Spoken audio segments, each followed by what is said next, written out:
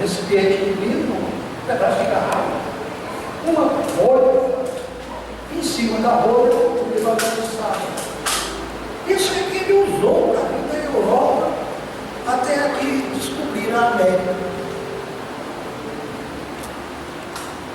Olha só,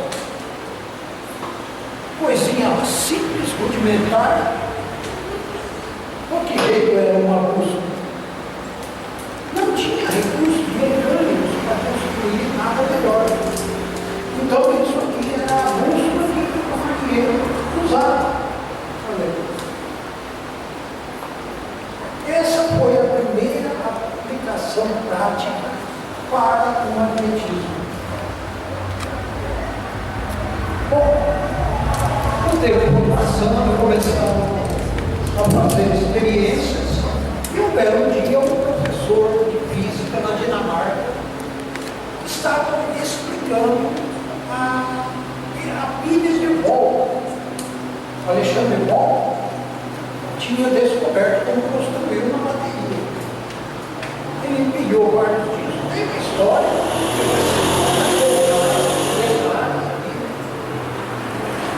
e o professor que estava dando aula, de repente ele notou que quando ele fechava o circuito, passava corrente no fio, a bússola que ele tinha em cima da mesa deslocava na direção norte. Então ele descobriu naquele momento que havia uma interação entre eletricidade e magnetismo. Aí começamos a fazer experiências em busca de entender isso. E nós vamos ver passo a passo como é que isso aconteceu. E aí nós até entender como funciona a antena do ar celular. Como é que funciona a irradiação dessa onda. Isso tudo nós fazemos num dia. E simples. Não exige matemática, não exige nada. Só trabalhar com a imaginação. Você vai imaginando o que o cara imaginou na época. E você sai outro dia uma pessoa diferente. Porque você vai deixando de ser um turista intelectual nesse mundo. Você começa a entender como as coisas funcionam. Como se construíram os primeiros geradores elétricos. Como eles funcionam. Como que o André Luiz, aqui tem o texto do André Luiz, explicando o funcionamento do gerador elétrico. Eu peguei o texto do André Luiz e coloquei, olha, ele explica em detalhes como é que funciona. Para que o André Luiz está explicando o gerador? Para explicar a atividade da nossa mente. Quando você entende o gerador, aí você vai entender que você está irradiando uma energia e essa energia está causando efeito em você. Esse efeito vai causar você vai ampliar a energia e vai realimentando o sistema. Então, isso aí é importante para você falar assim, bom, eu não quero pensar a respeito de tal assunto. Então, quando um curso te leva para aquele assunto, você já entende, corta ele. É fácil cortar. O que a gente aprende naquelas doutrinas antigas, aconselhadas pela questão 628 do Livro dos Espíritos, lá nós aprendemos é que tudo que existe na nossa mente, existe porque nós colocamos lá. Nenhum espírito pode pôr algo na nossa mente sem que nós aceitemos. Eles podem nos induzir, mas se você não aceitar. Então, quando você começa a compreender essas coisas, você já começa a controlar a cabeça. Alguém faz uma coisa que te irrita, não vai irritar mais. Por que você vai deixar alguém irritar você? Vocês já pararam para pensar o que é isso? Uma pessoa diz uma palavra e você quer matar, quer morrer. Por quê? Por que você se comporta como uma marionete de televisor? O outro chega e fala,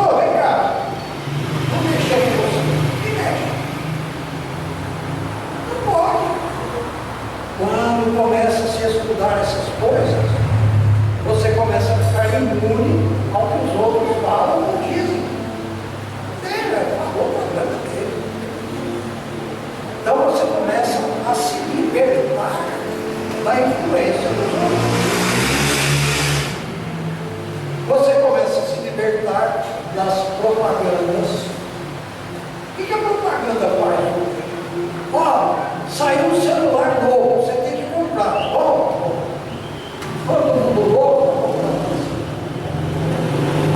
E o que o celular faz além de conversar? Ó, vai usar a internet. Mas para quê? Olha, está chegando o outono. As cores das roupas do outono serão tais cores. Todo mundo tem que comprar dessa cor, porque essa é a cor que nós estamos mandando. E vai vender caminhões de roupas para pessoas que não têm nem de pôr a roupa dentro de casa. Porque elas estão obedecendo. Na medida em que a pessoa começa a controlar ela mesma, ela começa a se tornar imune a essas influências.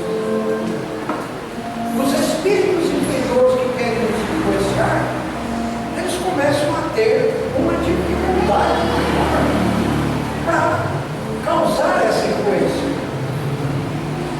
Aqui tem um livro chamado Uma Estranha Realidade.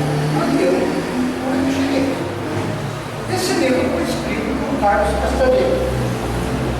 Um dia eu assisti uma palestra do Paulo Vieira, no Rio de Janeiro, na Bienal do Livro.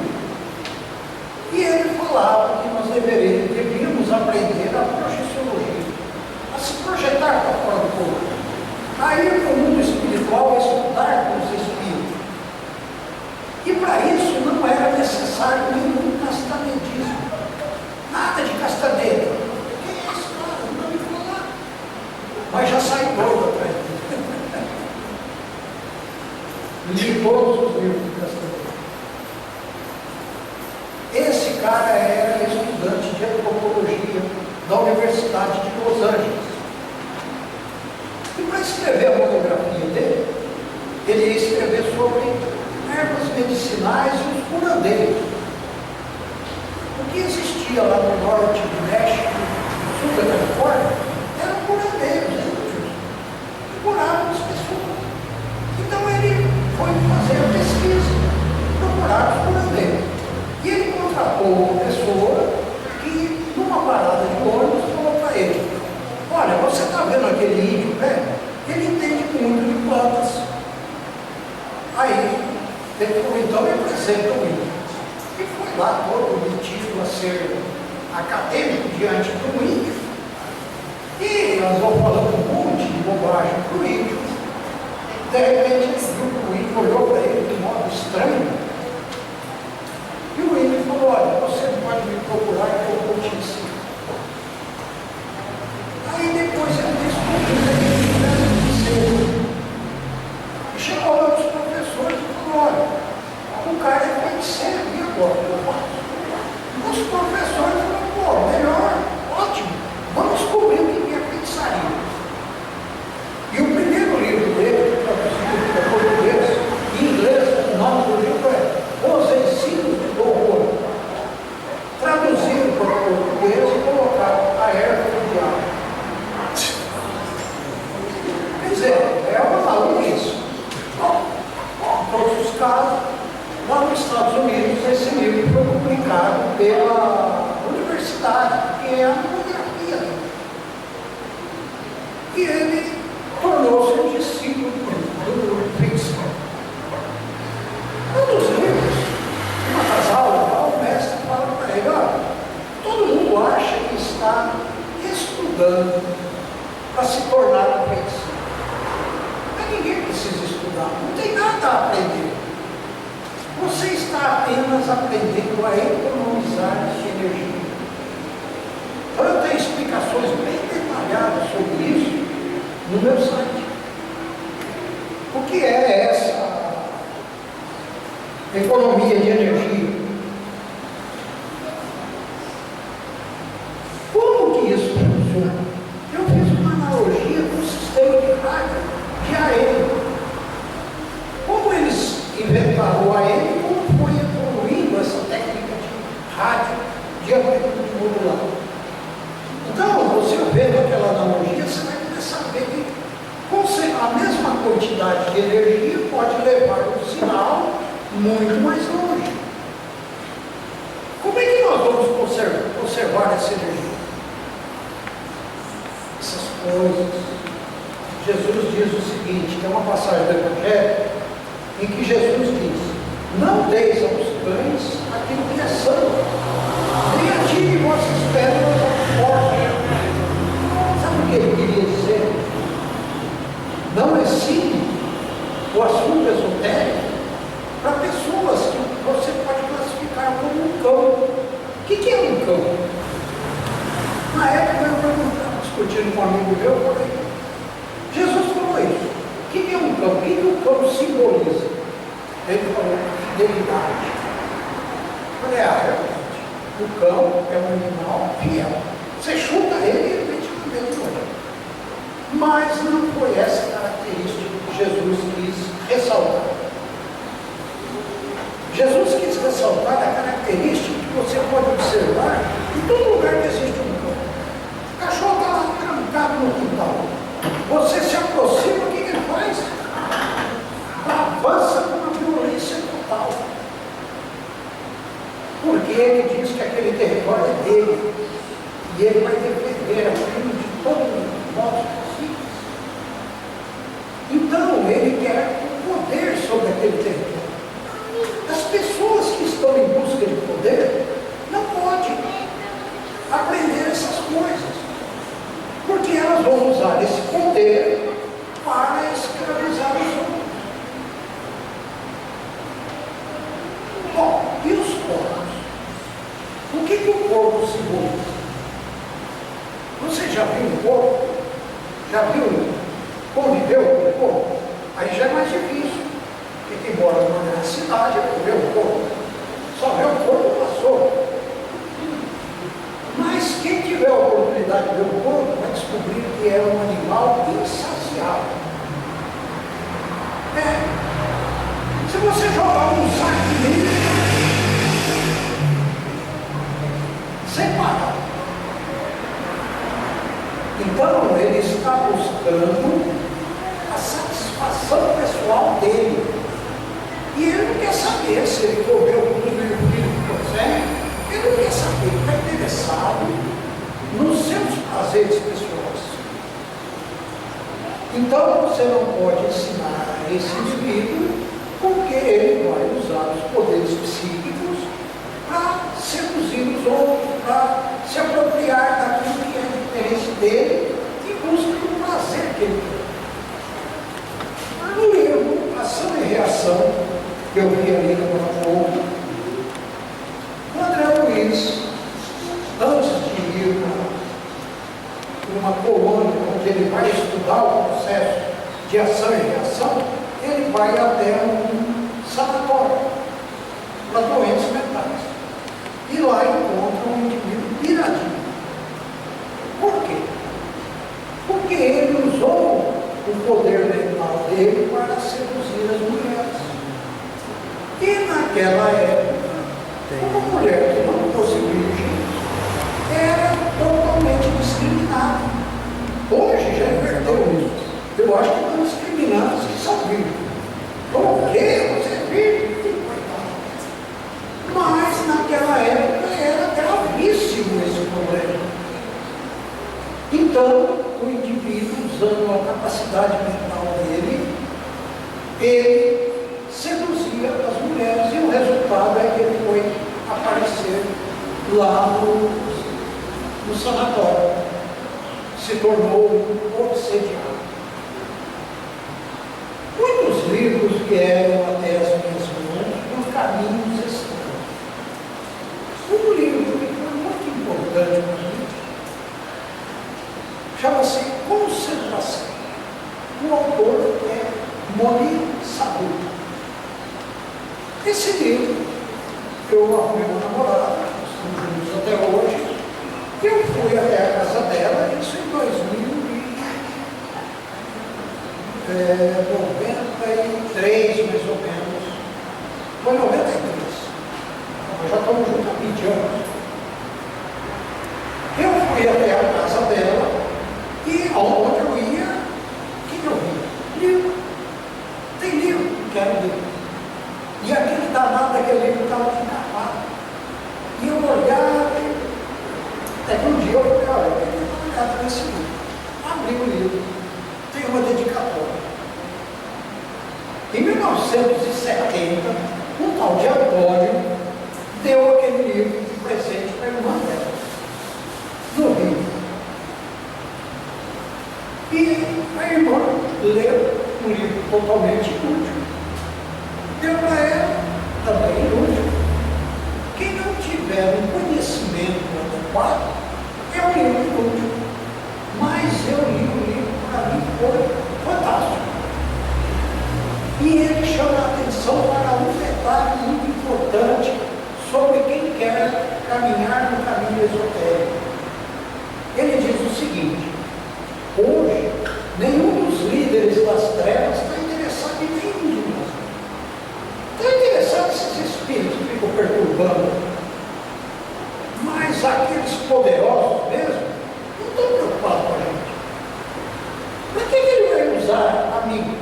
A você, a você. Eles querem pessoas que têm poder psíquico melhor. Então, quando você entra no caminho esotérico, você precisa tomar muito cuidado, porque vai começar a chamar a atenção deles. Você começa a concentrar a tua energia, e aí, se você fica com raiva, a tua energia vai longe. Então, é uma coisa a ser tratada com muita responsabilidade, com muita calma. Não posso colocar na internet simplesmente as coisas que eu quero ensinar. Isso terá que ser feito do seguinte modo. Primeiro, eu quero fazer um seminário que vai dar as bases intelectuais para entender as coisas que me propus. Depois, uma introdução a esse caminho esotérico e um exercício psíquico para controlar a mente. Um só. Aí, depois, periodicamente, eu vou ter uma página que eu vou, por enquanto eu não fiz ainda, porque precisa de dinheiro, e não é memória. É complexo o programa que eu quero colocar. Que a pessoa vai entrar, você ficou cadastrado. Então você entra e vai ter um exercício para você fazer. O dia que você dominar aquele exercício e aprender a fazer realmente, você volta e vai pegar outro exercício. Devagar, sem pressa. Nada de querer conquistar o mundo hoje. Pensa em 4, 5 anos. Daqui 5 anos, você vai ser uma pessoa capaz de sair do teu corpo, ir para o mundo espiritual, conversar com os mentores. Aí você não precisa mais de encarnados desse mundo, coisa nenhuma para você. Você vai aprender direto na frente. Aí você vai caminhar com uma velocidade muito grande. E à medida que as pessoas começarem a entender isso, o movimento espírita vai mudar, queira ou não, os atuais dirigentes. Porque eles não são donos do céu. Então, eu me preparo para esse trabalho. E eu falei com o Carlos, ele se propõe a gente montar o seminário aqui. E eu até gostaria que fosse o primeiro, porque é a única pessoa que está comigo dos dirigentes espíritas. Os outros ouvem, mas querem distância. Tem medo de mim. Esse cara vai trazer problema para mim. Ele sabe que eu vou trazer problema. Jesus também disse que vinha trazer esse mal. Por que ele veio trazer esse mal? Porque ele veio trazer um raciocínio. Aí as pessoas, eles se rebelaram contra as atitudes dos dirigentes. Não é que ele veio falar, você vai lá brigar com nada disso. Mas você não tem que aceitar a maluquice de ninguém. Então, eu acho que nós